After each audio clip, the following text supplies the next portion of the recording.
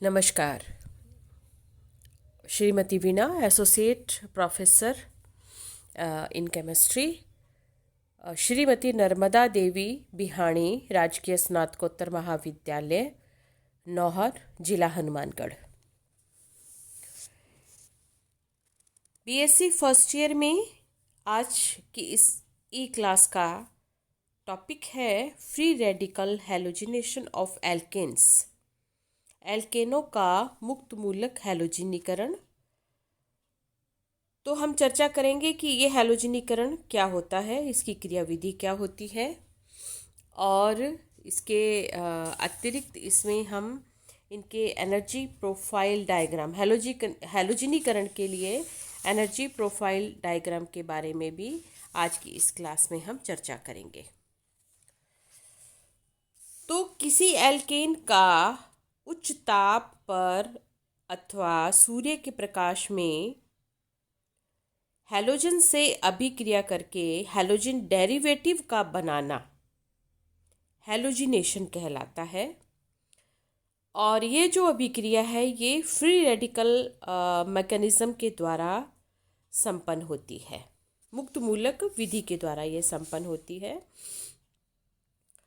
तो जो अभिक्रियाएं मुक्त मूलक क्रिया विधि द्वारा संपन्न होती हैं उन्हें चेन रिएक्शंस भी कहा जाता है, क्योंकि ये सभी अभिक्रियाएं एक श्रृंखला में होती है, एक चेन में होती हैं। और इन जो ये श्रृंखला अभिक्रिया है इसके 3 मुख्य पद होते हैं जिन पदों के द्वारा ये संपन्न होती है। पहला होता है चेन इनिशिएटिंग स्टेप, सेकंड होता है चेन प्रोपिगेटिंग स्टेप, और थर्ड होता है इसमें चेन टर्मिनेटिंग स्टेप। फर्स्ट है इसका चेन इनिशिएटिंग स्टेप। इस स्टेप में उदासीन अणु अल्ट्रावायलेट लाइट अथवा ऊष्मा द्वारा अपघटित होकर 2 मुक्त मूलक बनाता है। अब क्योंकि ये जो अभिक्रिया है यानी जो चेन रिएक्शन मैकेनिज्म है ये फ्री रेडिकल बनने के बाद में ही अभिक्रिया प्रारंभ होती है, इसीलिए इस पद को, श्रृंखला को प्रारंभ करने वाला पद कहा जाता है। ये रिएक्शन आप देख रहे हैं इसमें, तो इस जो X2 है ये हैलोजन फ्री रेडिकल में इसमें कन्वर्ट हो जाता है। और ये जो क्रिया है इसमें सहसंयोजक बंध यानी कोवेलेंट बॉन्ड का समांश विखंडन होता है, होमोलाइसिस होता है। और एक बार फ्री रेडिकल बनने के बाद सभी बंधों का विखंडन समांश ही होता जाता है, यानी जैसे अभिक्रिया प्रारंभ हो जाती है मुक्त मूलक बनने के साथ, उसके पश्चात अन्य सभी कोवेलेंट बॉन्ड्स का विखंडन भी समांश ही होता जाता है, क्योंकि ये मुक्त मूलक क्रिया विधि है। सेकंड जो स्टेप है वो है चेन प्रोपेगेटिंग स्टेप, श्रृंखला को सतत रखने वाला पद। तो जो प्रथम पद है यानी चेन इनिशिएटिंग स्टेप है उसमें जो बने हुए मुक्त मूलक हैं ये एक अयुग्मित इलेक्ट्रॉन वाले स्पीशीज होते हैं, अतः ये बहुत अधिक क्रियाशील होते हैं और किसी उदासीन अणु से क्रिया करके एक नया मुक्त मूलक बना लेते हैं। अब क्योंकि मुक्त मूलकों से ही एक नया मुक्त मूलक या फ्री रेडिकल बनता है और ये क्रिया चलती रहती है, इसीलिए इस पद को, श्रृंखला को आगे बढ़ाने वाला या श्रृंखला को सतत रखने वाला पद कहा जाता है। और ये पद तब तक चलता रहता है जब तक उन्हें अभिक्रिया के लिए उदासीन अणु उपलब्ध होते रहते हैं। आप रिएक्शन इसमें देख रहे हैं कि पहला जो हैलोजन फ्री रेडिकल है वो एक अन्य अणु से क्रिया करता है और इस प्रकार से HX का निर्माण होकर R जो एल्काइल फ्री रेडिकल है उसका निर्माण होता है। और ये बना हुआ एल्काइल फ्री रेडिकल पुनः हैलोजन मॉलिक्यूल से क्रिया करके एल्काइल हैलाइड का निर्माण करता है और हैलोजन एक मुक्त मूलक का निर्माण होता है। फिर ये बना हुआ जो हैलोजन मुक्त मूलक है इसमें ये पुनः एल्केन से क्रिया करता है, एल्काइल मुक्त मूलक बनाता है। एल्काइल मुक्त मूलक पुनः हैलोजन मॉलिक्यूल से क्रिया करके एल्काइल हैलाइड बनाता है और हैलोजन मुक्त मूलक बनाता है। तो ये अभिक्रिया जब तक उपलब्ध होते हैं इसमें एल्केन मॉलिक्यूल और हैलोजन मॉलिक्यूल, ये अभिक्रिया निरंतर चलती रहती है। मैकेनिज्म का जो अंतिम स्टेप है वो है चेन टर्मिनेटिंग स्टेप, श्रृंखला को समाप्त करने वाला पद।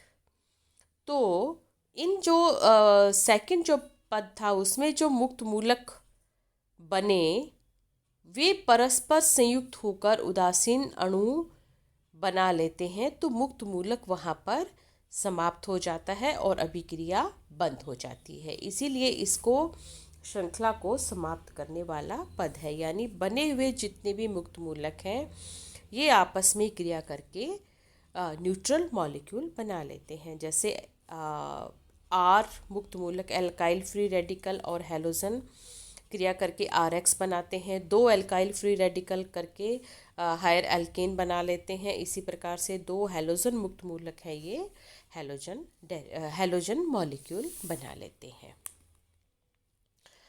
तो एक एल्काइल हैलाइड कितनी तेजी से बनता है ये मुख्य रूप से जो सेकंड इसका स्टेप है यानी चेन प्रोपेगेटिंग स्टेप और थर्ड चेन टर्मिनेटिंग पर निर्भर करता है। और जो इसका सेकंड स्टेप है वो कठिनाई से संपन्न होता है, इसीलिए यह पद हैलोजिनीकरण की क्रिया के वेग का निर्धारण भी करता है। यानी जो सेकंड स्टेप है चेन प्रोपेगेटिंग स्टेप, ये किसी भी अभिक्रिया यानी हैलोजिनीकरण की अभिक्रिया का वेग निर्धारक पद होता है।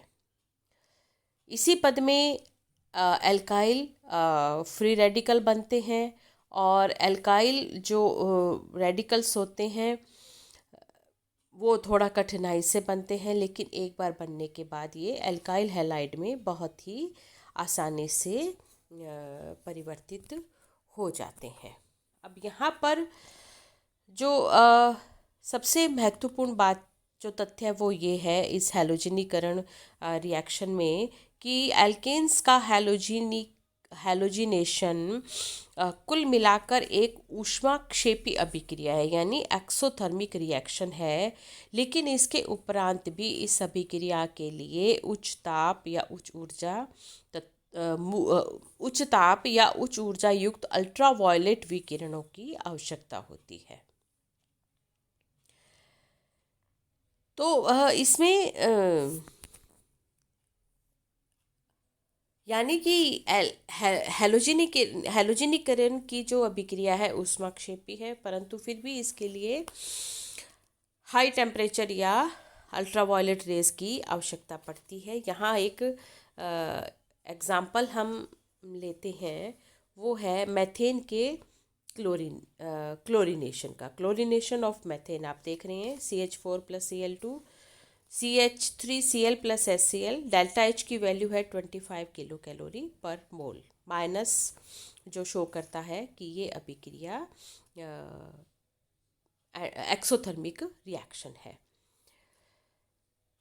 अब यहाँ इस अभिक्रिया में जो दो बॉन्ड है CH3 यानी और जो मेथेन का कार्बन हाइड्रोजन बॉन्ड और जो क्लोरीन है उसका जो उसके बीच का जो सहसंयोजक बंध है उनमें वो बंध टूटते हैं जिसमें ऊर्जा खर्च होती है, जबकि जो दो नए बंध बन रहे हैं कौन से CH3 का कार्बन और क्लोरीन तथा HCl बनते हैं जिनमें ऊर्जा मुक्त होती है, और इन दोनों की ऊर्जाओं का अंतर अभिक्रिया ऊष्मा के रूप में मुक्त होता है। जैसे आप देख रहे हैं जो बॉन्ड को टूटने में जो खर्च हो रही है वो 104 + 58 162 किलो कैलोरी, जबकि बॉन्ड नए बनने में जो मुक्त होती है वो है 84 + 103 किलो कैलोरी 187।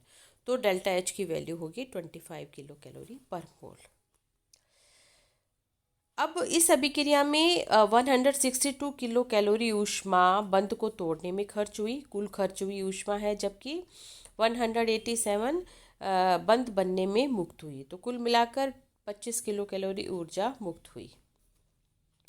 लेकिन ये अभिक्रिया, बस इम्पोर्टेंट बात यह है कि यह अभिक्रिया एक फ्री रेडिकल मैकेनिज्म है और जिसके संपन्न होने में सर्वाधिक महत्वपूर्ण होता है वो है श्रृंखला को प्रारंभ करने वाला पद, अर्थात वह पद जो इस अभिक्रिया के लिए फ्री रेडिकल बनाता है। और यह पद जो है वो एक ऊष्मा शोषी पद होता है और मैथेन के क्लोरीनीकरण में श्रृंखला प्रारंभ करने वाले पद में 58 किलो कैलोरी ऊष्मा की आवश्यकता पड़ती है। यानी क्लोरीन, यहाँ आप देख रहे हैं कि क्लोरीन के समांश विखंडन के लिए 58 किलो कैलोरी ऊष्मा इसमें खर्च होती है। तो इस पद के संपन्न होने के लिए इसमें उच्च ताप तथा उच्च ऊर्जा की अल्ट्रावायलेट विकिरणों की आवश्यकता पड़ती है। इसीलिए ये जो मुक्त मूलक अभिक्रिया है वो इसके श्रृंखला को प्रारंभ करने वाले पद को ही सबसे महत्वपूर्ण इसमें माना जाता है। अब आता है इनका रिएक्शन प्रोफाइल डायग्राम, यानी किसी अभिक्रिया के संपन्न होने में ऊर्जा किस प्रकार से परिवर्तित होती है, इसे ऊर्जा अवस्था चित्र कहा जाता है, यानी रिएक्शन प्रोफाइल डायग्राम इसे कहा जा सकता है। यानी ऊर्जा के परिवर्तन को किस प्रकार से जो ऊष्माक्षेपी, कहाँ ऊर्जा उसमें खर्च हो रही है, कहाँ उसमें ऊर्जा मुक्त हो रही है, और कौन सी अभिक्रिया ऊष्माक्षेपी है और कौन सी अभिक्रिया ऊष्मा शोषी है, इसको हम एक रिएक्शन प्रोफाइल डायग्राम के माध्यम से समझ सकते हैं। तो ये आप अपनी शीट पर दो रिएक्शन प्रोफाइल डायग्राम आप देख रहे हैं। पहला है ऊष्मा शोषी अभिक्रिया का अभिक्रिया प्रोफाइल डायग्राम। सेकंड है वो है ऊष्मा क्षेपी अभिक्रिया। पहला एंडोथर्मिक, सेकंड है एक्सोथर्मिक। तो एक ऊष्मा शोषी अभिक्रिया में उत्पाद की ऊर्जा क्रियाकारक से अधिक होती है। यहाँ आप देख रहे हैं क्रियाकारक से उत्पाद की ऊर्जा अधिक है, इसलिए जो डेल्टा एच का मान है वो पॉजिटिव होता है और उत्पाद बनने में ऊष्मा का अवशोषण होता है। जबकि इसके विपरीत ऊष्मा क्षेपी अभिक्रिया में उत्पाद की ऊर्जा क्रियाकारक से कम होती है। तो डेल्टा एच का मान यहाँ पर ऋणात्मक होता है, यानी नेगेटिव होता है, और उत्पाद के बनने में ऊष्मा मुक्त होती है। तो ये दोनों डायग्राम आप यहाँ पे देख रहे हैं और इनको हम भली प्रकार समझ सकते हैं। अब आता है कि एल्केन का जो हैलोजिनीकरण है उस अभिक्रिया को हम एनर्जी प्रोफाइल डायग्राम के माध्यम से किस प्रकार से समझा सकते हैं। यहाँ इस जो एनर्जी प्रोफाइल डायग्राम को आप देख रहे हैं ये है एल्केन के हैलोजिनीकरण का एनर्जी प्रोफाइल डायग्राम। अब इस डायग्राम में आप देखें पोटेंशियल एनर्जी वर्सेस अभिक्रिया की प्रगति है इधर। तो इसमें आप देखते हैं कि एक एल्काइल फ्री रेडिकल जो R से जिसको हम प्रदर्शित करते हैं बनने में ऊर्जा उच्चतम शीर्ष तक जा रही है ना, हाईएस्ट पीक पर वो ऊर्जा जाती है, एनर्जी ऑफ एक्टिवेशन। इसलिए ये पद बहुत ही कठिन पद होता है। और एल्काइल मुक्त मूलक बनने के बाद ये बड़ी आसानी से एल्काइल हैलाइड में परिवर्तित हो जाता है। ये इस एनर्जी प्रोफाइल डायग्राम से हम इसको भली प्रकार एक्सप्लेन कर सकते हैं। उसके बाद आता है कि एनर्जी ऑफ एक्टिवेशन क्या है, सक्रियण ऊर्जा क्या है। क्योंकि यहाँ इस डायग्राम में आप देख रहे हैं कि एक ई, कैपिटल ई से हम शो कर रहे हैं, वो है सक्रियण ऊर्जा यानी एनर्जी ऑफ एक्टिवेशन। अब एनर्जी ऑफ एक्टिवेशन क्या है, तो ऊर्जा की उस न्यूनतम मात्रा को सक्रियण ऊर्जा कहते हैं जो किसी अभिक्रिया के संपन्न होने में आवश्यक हो और जो क्रियाकारी अणुओं की परस्पर टक्करों द्वारा मुक्त हो।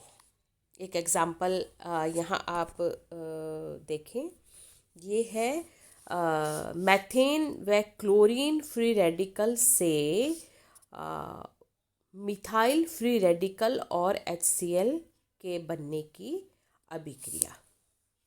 तो इसमें आप देखें chlorine free radical plus CH3 और H मीथेन में, जिसमें होमोलिटिक फिशन होता है, तो ये बनता है। इसके लिए ये एनर्जी आप जो देख रहे हो 104 किलो कैलोरी उसके लिए, और HCl जो निर्माण हो रहा है वहाँ पर है 103 किलो कैलोरी, और एल्काइल मिथाइल फ्री रेडिकल इसमें बनता है। डेल्टा H का मान है इसमें 1 किलो कैलोरी और एनर्जी ऑफ एक्टिवेशन की वैल्यू है 4 किलो कैलोरी। अब इस अभिक्रिया में गैसीय अवस्था के क्लोरीन का एक परमाणु व मैथेन का एक अणु मिलकर HCl और मिथाइल फ्री रेडिकल बनाते हैं CH3 डॉट, और इस अभिक्रिया में एक बंध CH3H टूटता है और एक बंध HCl बनता है। बंध को तोड़ने के लिए 104 किलो कैलोरी ऊर्जा की आवश्यकता है, जबकि बंध HCl का बंध बनने में 103 किलो कैलोरी ऊर्जा मुक्त होती है।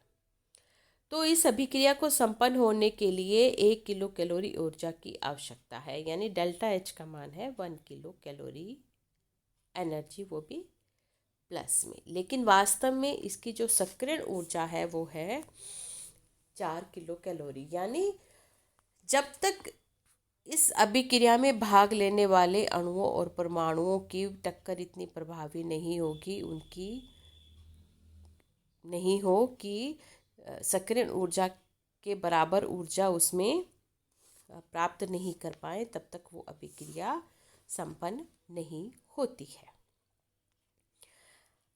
तो अणु अपनी गतिज ऊर्जा से सक्रियण ऊर्जा प्राप्त करते हैं, अतः उच्च ऊर्जा और तीव्र गति से टकराने वाले अणु ही प्रभावी टक्कर द्वारा अभिक्रिया संपन्न करते हैं।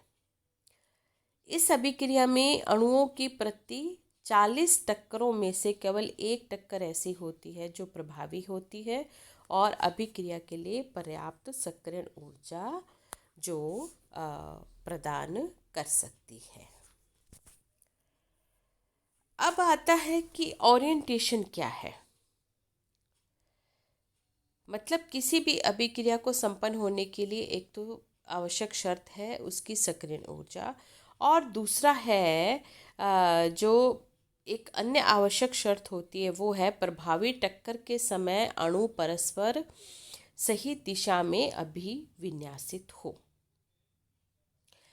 जो ये रिएक्शन, जो ये हमारा एग्जाम्पल था, इसमें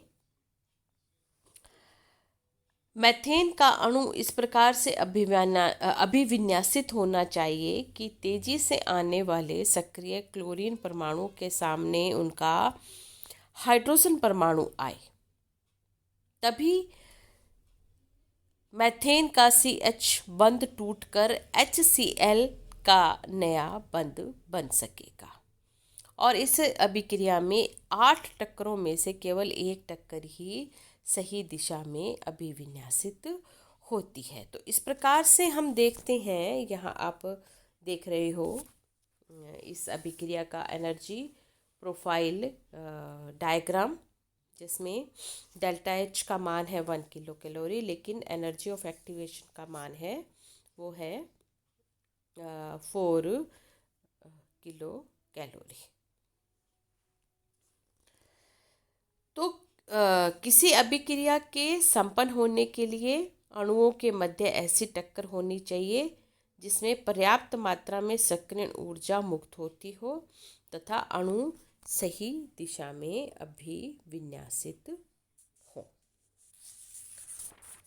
ये है किसी अभिक्रिया एल्केन के हैलोजिनीकरण में को संपन्न होने के लिए आवश्यक सक्रियण ऊर्जा तथा उनके अभिविन्यास। अब आता है एल्केनों के हैलोजिनीकरण के वेग को प्रभावित करने वाले कारक, factors affecting the rate of halogenation of alkanes. सबसे पहला इसमें दो कारक इसमें मुख्य हैं। पहला है ओरिएंटेशन फैक्टर, सेकंड है एनर्जी फैक्टर। तो ओरिएंटेशन फैक्टर क्या है कि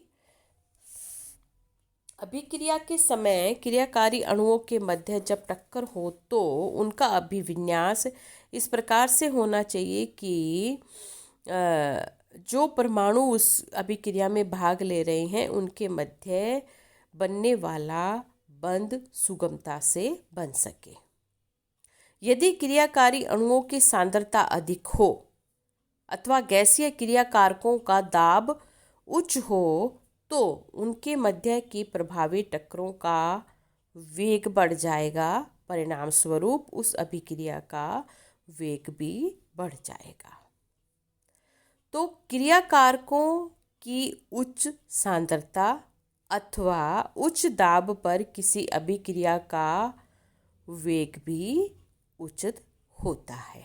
मैं पुनः रिपीट करती हूँ कि क्रियाकारकों की उच्च सांद्रता अथवा उच्च दाब पर किसी अभिक्रिया का वेग भी उच्च होता है। सेकंड आता है एनर्जी फैक्टर।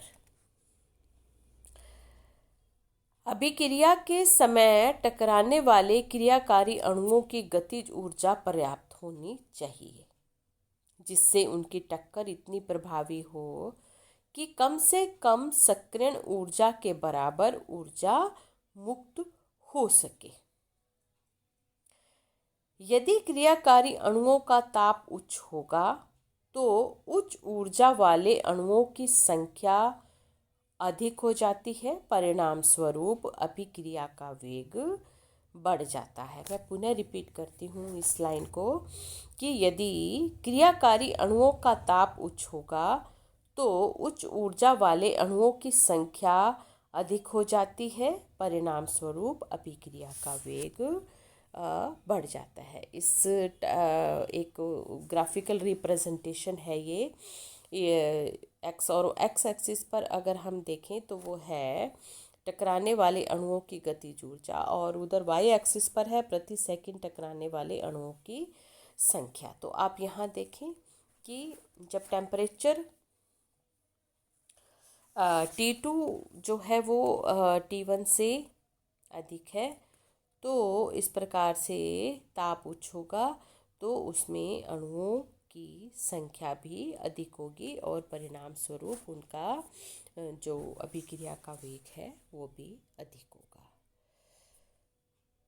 तो आज की इस क्लास में हमने स्टूडेंट्स पढ़ा free radical halogenation of alkanes और उनको प्रभावित करने वाले कारकों का अध्ययन किया। Thank you so much.